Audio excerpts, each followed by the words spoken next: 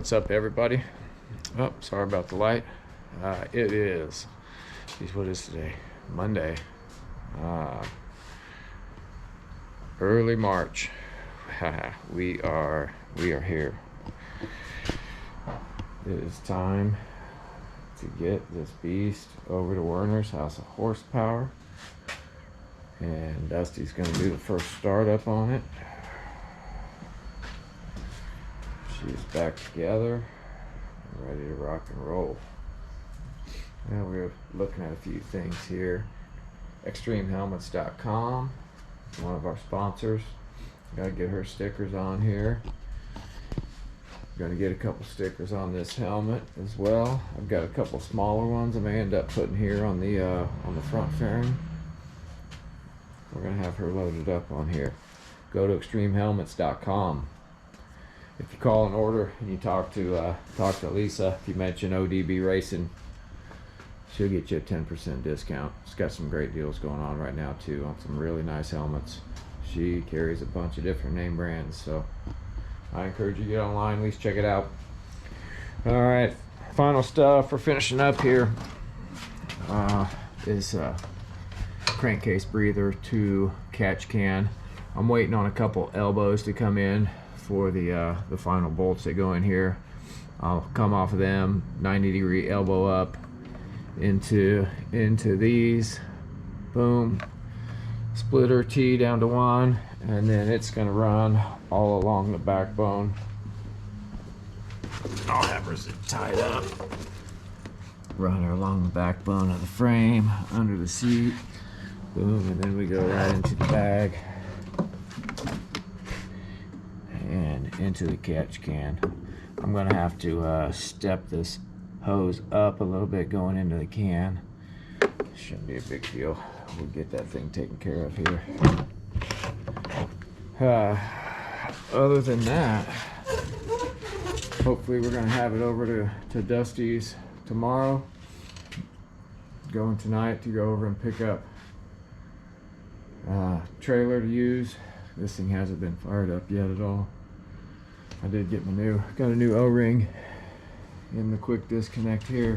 I need to get a little bit longer fuel line for this crossover. Since I did the tank lift on it, raised that up 2 inches. But man, that really gives us a bunch more room up underneath. You can see that line. Once we get that thing zip tied up, that thing's gonna be good. It'll be tucked up out of the way. Well, I'm excited. Safety wire back on. You've got to have everything done up, even your oil filter, so it won't spin off of there. The oil cooler, everything's done, tightened up on it. Even my hose holders. This is the next piece. I got to figure out what we're going to do here. If we're going to just turn this one into the deadman switch, and that will be what turns the bike on. And then gotta have Dusty wire these my kill switch here on, and then there's a start button up underneath here that you can see. We get that thing wired up. Battery is in, it's been on the tender, it should be good to go. It is not hooked up yet. We'll let Dusty do that since he's going to be messing with wiring first. Other than that, man, we are ready to rock and roll. I pulled numbers off.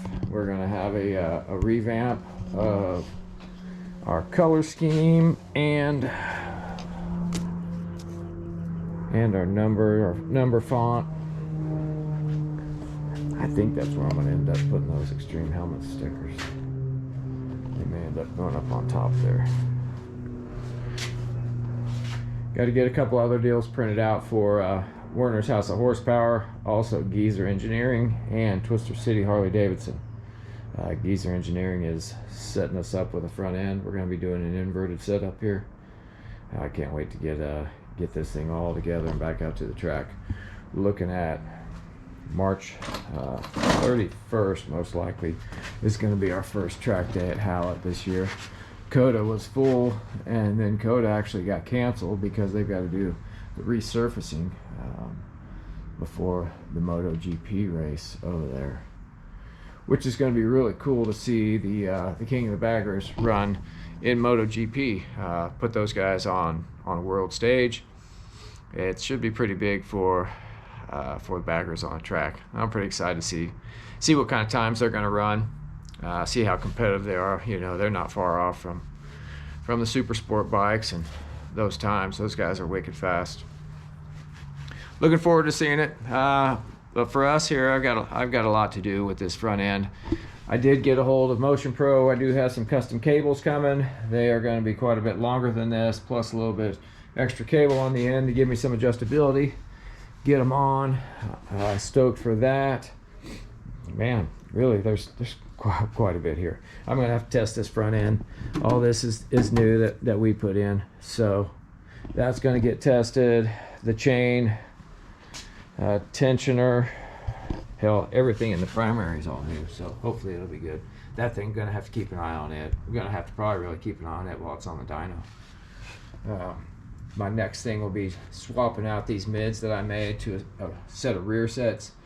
If I can get my feet back, it's going to drop my knees, so we'll start working on it as soon as we can. I've already got a few things in the planning stages, so looking good, man. Appreciate you guys hanging out, coming by. Soon we're going to have some actual footage at the track.